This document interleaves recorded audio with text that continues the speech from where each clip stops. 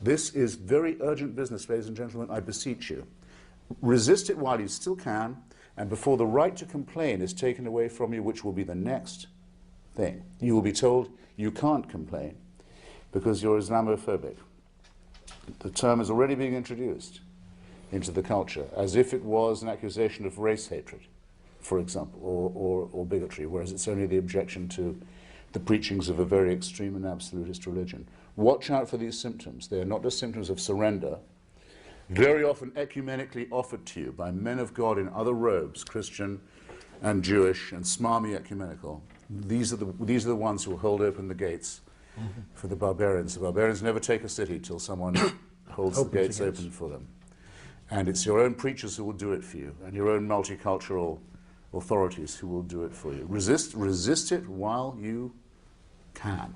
And if you wonder what will happen if you don't, look and see how a cricket team in Middlesex in England had to change its name by force last week, because it was called, and had been for years, the Middlesex Crusaders. Look and see how stories about little pigs can't be taught to children in English schools anymore, lest offense be taken by the religion of peace.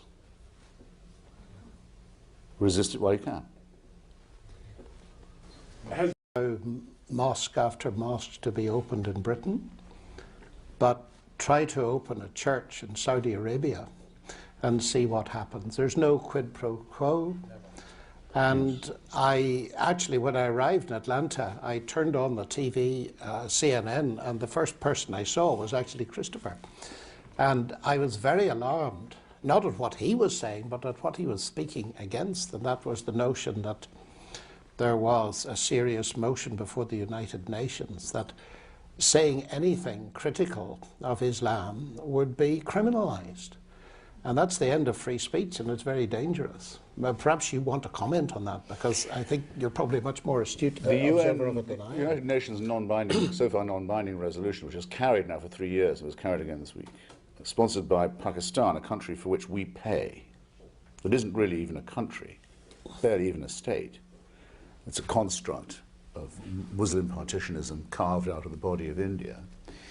It wants to tell us what we can say and what we can think in our own country. And it says that we mustn't ever use the word Islam in any sentence that includes the words violation of human rights, for example. Now this is in the week when the government of Pakistan has handed over to the Taliban its most fertile valley, this valley of Swat, 100 miles from the capital, Islamabad, and said, you can run this valley, militarily and legally. You can have Sharia law, and you are the police and the enforcers of it. And you can close all the girls' schools. But we can't say that your religion is anything to do with the violation of human rights. It's preposterous. Your point about the one-way street is very well made, if I may say so. There are madrasas within 50 miles of where I live in Washington, in Virginia. There are Saudi paid-for schools that preach violent anti-Semitism, hatred of the